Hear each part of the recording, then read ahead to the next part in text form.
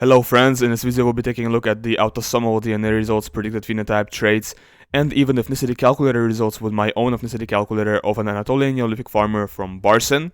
This individual is male, his mitochondrial lineage is U8, and his Y-DNA is H2. This is where he is from. You can see on the Google Earth, this is kind of the location of Barcin where all of these Barcin Neolithic samples were found. Now let's go ahead and move on to his results with my trait predictor. We're going to start with noshacot, and this is what he scores with noshacot. He seems to be scoring mostly light brown eyes. There is a pretty significant likelihood of hazel eyes as well. Anything lighter than hazel is really unlikely here, and dark brown eyes is kind of unlikely as well. He's predicted to have black hair. He's predicted to have also intermediate or olive skin, and he's predicted to have, it looks like, straight or wavy hair, and really low odds of kinky hair. Alright, now let's go ahead and explore what contributed to this score for noshacot. So it looks like he's heterozygous for BH1, he's heterozygous for BH2, he's heterozygous for this variation in BH2 as well. He's heterozygous here, and that's typically predictive of heterozygous genotype in BH2. Okay. And he does not have blue haplotype 3, and he does not have blue haplotype 4. With this kind of a genotype, he could have, if he, for example, married a girl who had the same eye color genotypes related to eye color, the same exact genotype as him, it's really possible for him to have a blue-eyed kid. It could easily happen. So he does carry all of the important light alleles for the color of eyes and hair. Let's go ahead and check what he scores for my ethnic calculator results. So with my ethnic calculator, he's scoring closest to Ashkenazi Jews. Followed by that are Bell-Beakers from Britain, North Italians, Bulgarians, Azerbaijan Neolithic farmers, global or amphora culture. Then it's French, corded individual, Giva Karai. Hold on, I have to close something. Then Svaneti Georgian, then this Iranian individual. So it looks like a very Mediterranean result, really typical stuff for an Anatolian Neolithic farmer. Let's go ahead and check what he scores for the polygenic risk scores page. For that, he's scoring below average odds of schizophrenia. I don't think I've seen a single Anatolian Neolithic farmer who would score above average for schizophrenia. It's a pattern I've noticed. For type 2 diabetes, he seems to be scoring below average score for that. For Alzheimer's, below average score for Alzheimer's. Really healthy individual. For the cancer section, 2 risk variants for breast cancer out of 12. Really typical stuff. 15 risk variants for testicular cancer out of 20. Definitely not typical stuff, okay? 15 risk variants for testicular cancer is really atypical, and we're going to go ahead and explore his result and see why he's scoring the way he is. For celiac disease, 3 risk variants out of 12. Typical. 0 risk variants for GSS out of 14. Really typical. And 4 risk variants for Crohn's out of 28, once again, really typical. Actually, even a little bit on the low side. Alright, good. Now let's go ahead and explore his monogenic trait. So it looks like he's warrior in Comte, but warrior in MAOA, so overall he's probably intermediate between the warrior and the warrior phenotypes. He's got heterozygous genotype in Prophenetin Pro and the variation that's typically included together with Prophenetin Pro.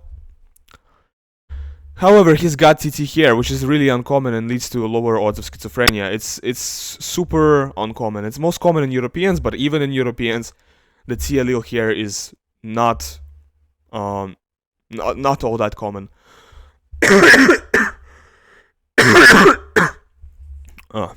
It's really cold where I am. It's like 3 degrees outside. I'm talking about not 3 degrees Celsius. I'm talking about 3 degrees Fahrenheit outside. That's like minus, I don't know, 15 or something Celsius. And I don't have a lot of heating in my room, so it's cold. Suffering. This individual has got short form 5-HTTLPR, so pretty much typical average odds of depression. Doesn't have the allele that guarantees long form 5-HTTLPR and protects from depression. So he's got short form 5-HTTLPR, just like most of you guys. Does not carry the European lactose persistence mutation. If you took an ancestry DNA test, they would say, hey, you're supposed to be lactose intolerant. Heterozygous genotype in OXTR, so it looks like one sociopath and one empath variant. And he's got AC here, so he's actually got slight decrease in risk of type 1 diabetes relative to the like AA genotype, which is the risk genotype, but really relative to the average person, he's got a slight increase in the risk of type 1 diabetes. For hemochromatosis, it looks like he does not have any risk variants for hemochromatosis. Really good to see. Actually, everything for that was found in the file, which is really, really good to see. For Alzheimer's, it looks like he does not have any risk variants in APOE. Really good to see. We're gonna ignore myopia. No micro P. Okay. And it looks like he's got impaired muscle performance, likely endurance athlete. And one fat gene variant and FTOs RS9949609, so slightly higher odds of obesity and sleep apnea. Does not have photic sneeze reflex. And for EDAR, it looks like he's got very European genotype in EDAR. Definitely not an East Asian. No East Asian EDAR. For this variation, he's not an Asian flusher. Really good. So he doesn't have this reaction that a lot of East Asians have to alcohol, where they drink and their cheeks flush up and they get super drunk from a little tiny bit of amount of alcohol. That's not the case for him. It looks like he's got lower odds of cannabis-induced psychosis. Once again, really good to see. I think the T allele here, the allele that corresponds to lower odds of cannabis-induced psychosis, is most common in Spaniards. You can check it out. You can look at it in DBSNP or Alfred. I'm pretty sure it's most common in Spaniards. So Spaniards are the ones who are sort of the most protected from cannabis-induced psychosis. No risk variants for albinism, and not a carrier of Melanesian blonde hair variants in TIRP1. Okay? For familiar Mediterranean fever, it looks like 0 risk variants were found. However, only 5 variations were found in the file, so it's not a very high quality result. We're gonna skip MCHFR. We're gonna look at the cancers actually, because there is uncommonly high number of risk variants for testicular cancer. So he's got slightly higher risk of testicular cancer here, increased risk of testicular cancer here, and 3 times increased testicular cancer risk here. So yeah, definitely very how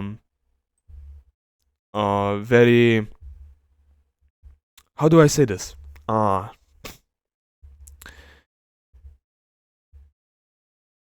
don't know how to say it, but it's an unusual. It's not an unusual. It's just kind of a dangerous genotype, I could say. So this individual has a dangerous genotype. That's the word for testicular cancer. We're gonna scroll back and see it's 15 out of 20, and all of the important variations for testicular cancer, he's got where is it? For all the important variations that are here on the screen, he's got a risk genotype. So it's kind of a dangerous genotype for this individual to have. And since he's a guy, so that's for him. That's even more dangerous for him because he actually has testicles. But I don't know. He might have died from it actually. That might have been the cause of death. I don't know. But maybe not. He's got this genotype, which leads to increased risk of leukemia. However, some genotypes for lower risk of leukemia as well. He's not a carrier for variants for Bloom syndrome and 0 risk variants for leprosy. Okay. For celiac disease, he's got this allele here, which is really uncommon. So that does greatly increase the odds of celiac disease. However, overall, let's check how many risk variants does he have in total for celiac disease. 3 out of 12. Yeah, it's not that bad. It's really not that bad. For allergies, it looks like he's got heterozygous genotype here and here, so slightly higher odds of allergies. However, he's got TT here, which leads to a lower risk of peanut allergies. Alright. And for Crohn's disease, it looks like he's got lower risk for Crohn's disease. Really good, really healthy. And 0 risk variants for Canavan disease. Alright. That's pretty much all there is to it. Thanks for watching until the end. You can download this file in 23andMe format from link which is in the description of the video. Leave a like and subscribe if you enjoy my content, and goodbye.